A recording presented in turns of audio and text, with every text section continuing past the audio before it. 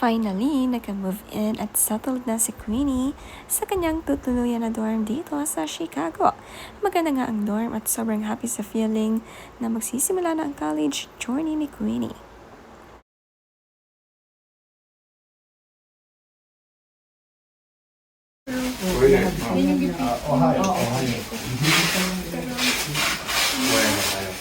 Northwest Bowling Green. Ito nga ang loob ng room ni Queenie. Alam nyo ba sa Amerika, mandatory nga ang dorm para sa mga freshmen.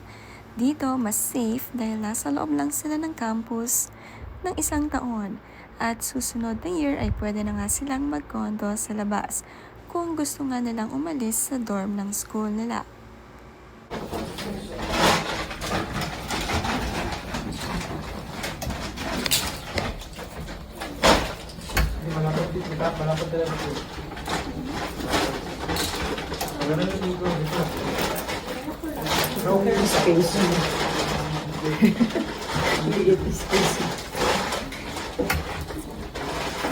Ang Mami Jinky awala sa pag-aayos ng mga damit ng anak. Maluwang din ang lagayan ng damit, puro jacket ang inaayos ni Jinky.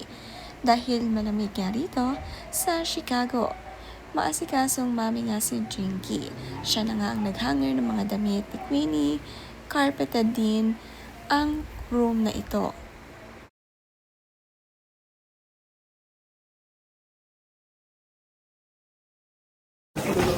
I don't see it going all the way.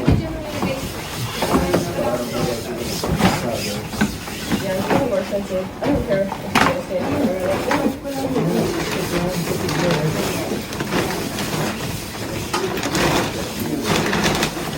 What?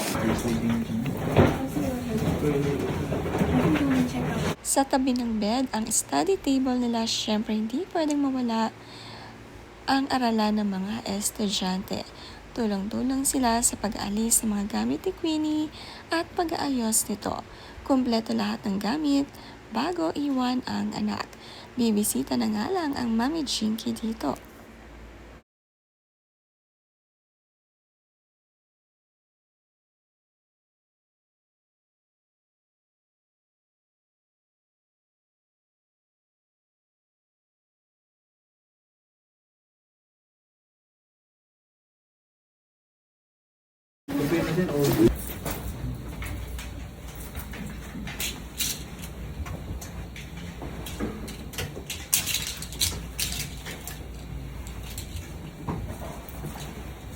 Karamihan nga sa mga damit ni Queenie, jacket ang nakahanda.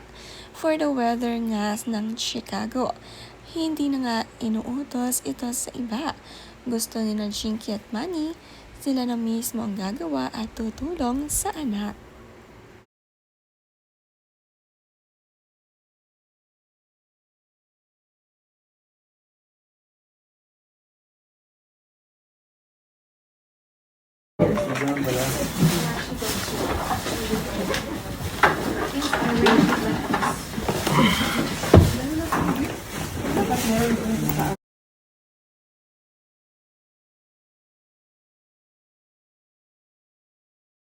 Isa ngang nakakatuwa kay Queenie ay mayroon ding halaman na dala-dala. Maganda ngang may halaman sa loob ng kwarto. Masarap sa mata at dagdag fresh oxygen. Maalaga rin sa gamit itong si Queenie.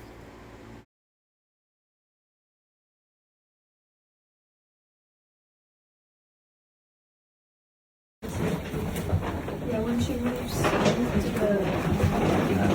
Yeah, I'll stay here. I really like that. Tingnan mo na.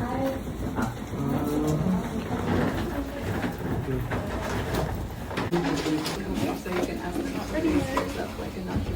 I think they have like a first one. The first one's not obvious. But you can so long as should I use it? You like Like yours, you're by yourself. Have your door.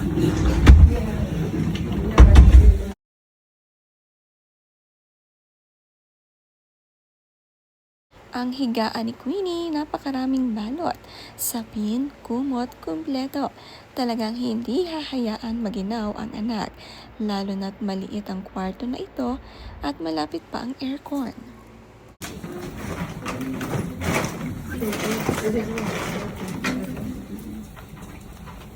Hey, I put like those cleaning supplies on the top shelf in the bathroom. Starting small, turning rows into wisdom. Ang mag-asawa lagi magkasamang gumala at nami-meet up na nga lang ang dalawang anak na babae. Lumaking super close nga sa isa't isa itong si Princess at Queenie. Pagkita sa magulang, agad na nagyakapan.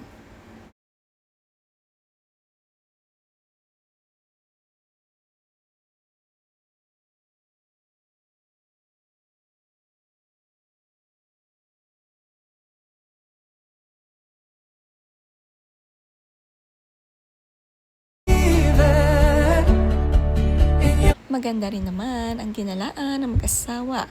Mahilig nga sa lakaran si Jinky at ito na rin ang mala-exercise niya. Sa Jensen nga, araw-araw siyang naglalakad iniikot ang kanilang mansyon. Para pala ito sa bawat travel. Mahilig nga kasi mag-travel ay kailangan malakas ang binti at mga tuhod at paa. Kaya naman, travel habang bata pa.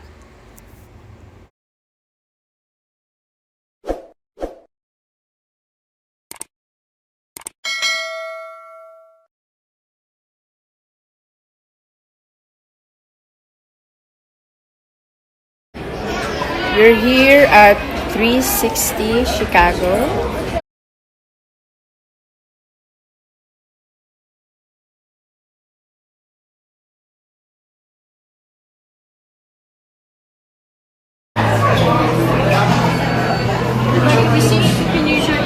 Pinuntahan naman nila ang 360 Chicago.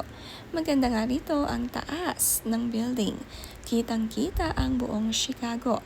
Ang ganda nga, tabing dagat nga ang lugar na ito.